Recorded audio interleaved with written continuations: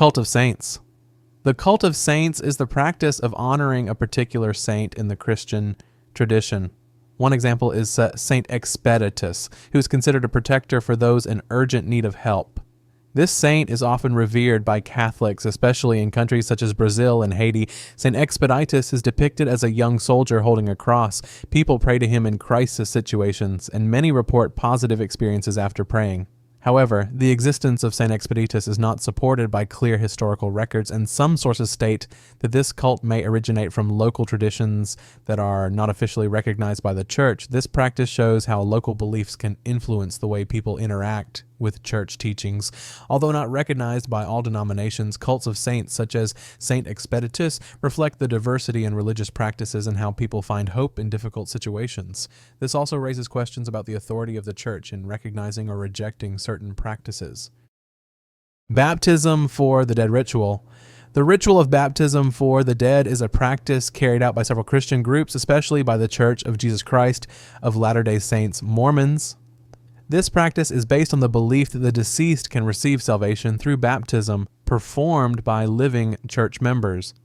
In Mormon teachings, baptism for the dead is considered a way to give an opportunity to those who did not have the opportunity to hear the gospel during their lifetime. This process involves church members performing baptisms on behalf of the deceased in the hope that the person can receive salvation in the other world.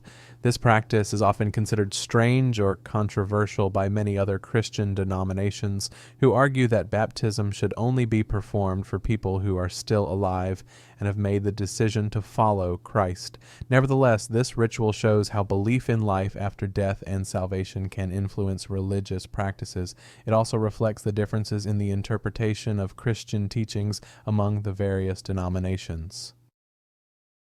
Transcendental experience. Transcendental experiences refer to spiritual experiences that transcend physical and material limitations, often involving a feeling of closeness to God or a higher reality.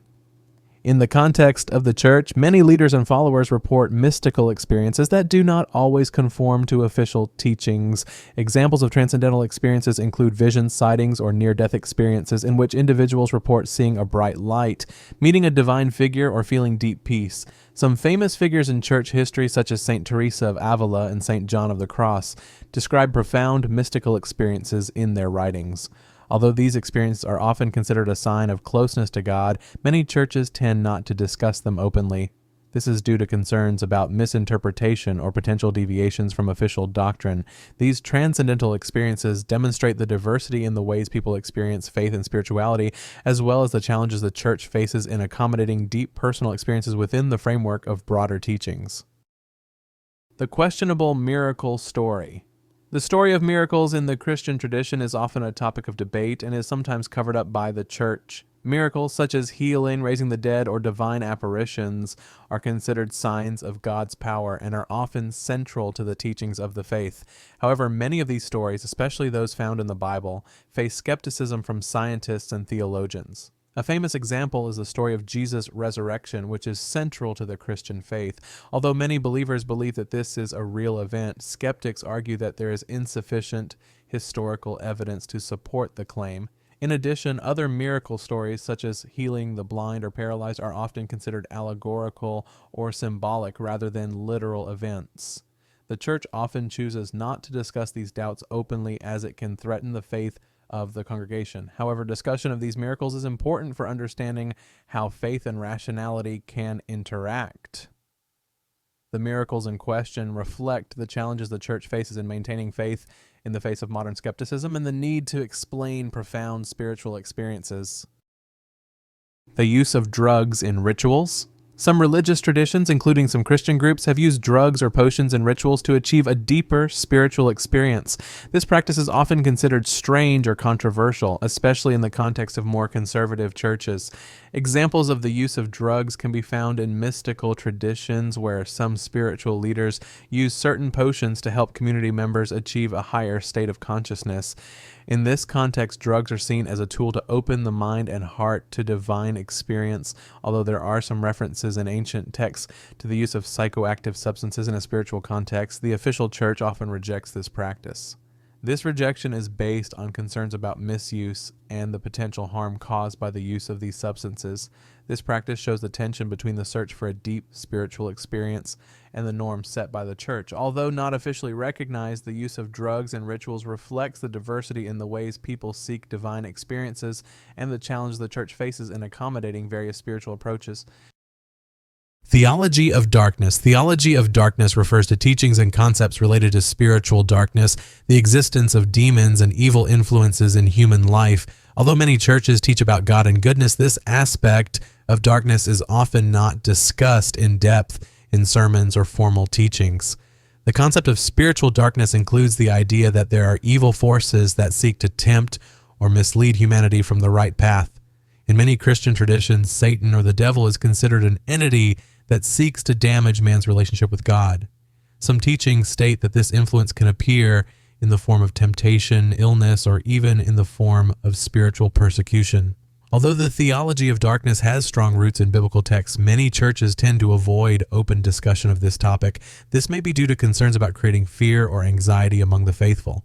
However, an understanding of spiritual darkness can provide important insights into the spiritual struggles that individuals face in everyday life. Thus, the theology of darkness reflects the complexity of church teachings and the challenge of integrating an understanding of good and evil in the context of faith.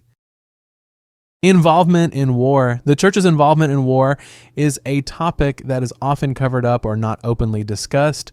Throughout history, many churches, especially the Catholic Church and some Protestant denominations, have been involved in armed conflict, both directly and indirectly. The most famous example is the Crusades, which began in the 11th century. The Catholic Church supported and led military expeditions to recapture the Holy Land from Muslim rulers. Although considered a holy act at the time, many modern historians and theologians criticize this war as a form of violence that is not in accordance with the teachings of Jesus' love and peace. In addition, during World War II, some churches supported the war effort both through fundraising and moral support. This involvement often raises questions about ethics and morality, as well as how church teachings can contradict acts of violence. The church is often reluctant to discuss this involvement openly, as it can damage its image and credibility. However, a discussion of the church's involvement in war is important for understanding how the teachings of the faith can be influenced by the social and political context, as well as the challenges the church faces in upholding moral principles in the midst of conflict. The influence of Gnosticism. Gnosticism is a school of thought that emerged early in the development of Christianity and is often considered heretical by the official church.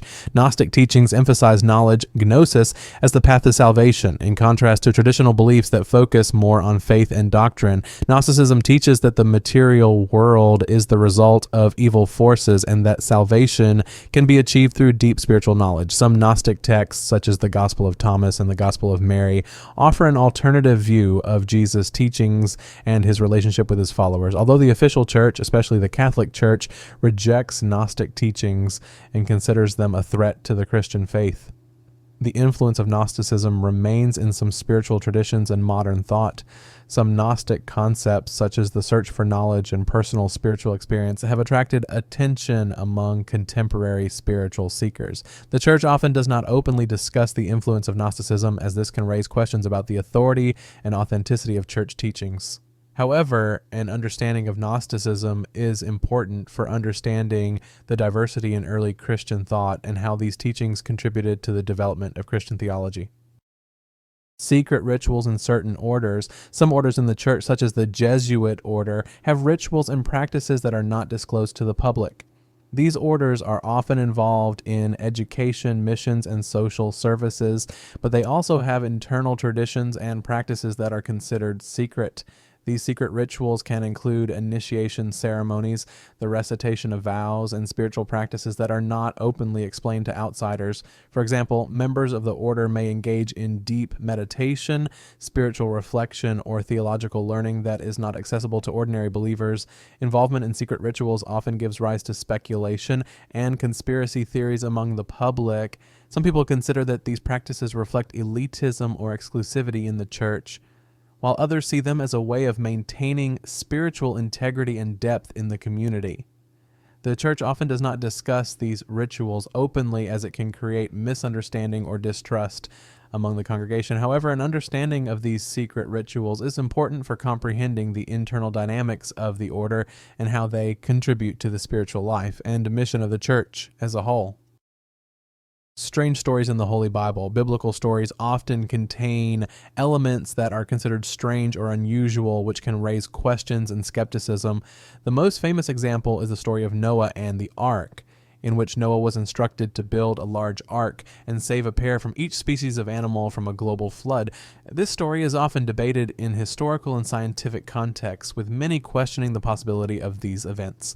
Another interesting story is about Jonah, who was swallowed by a big fish and then released after 3 days. Although many believers consider this a miracle, skeptics argue that this story is more allegorical than literal. The church often does not discuss these strange elements in depth, as it can raise doubts among the congregation. However, these stories reflect the complexity in sacred texts and the challenges faced by the church in explaining teachings and beliefs to modern generations. Discussion about these strange stories is important to understand how faith and rationality can interact in a spiritual context.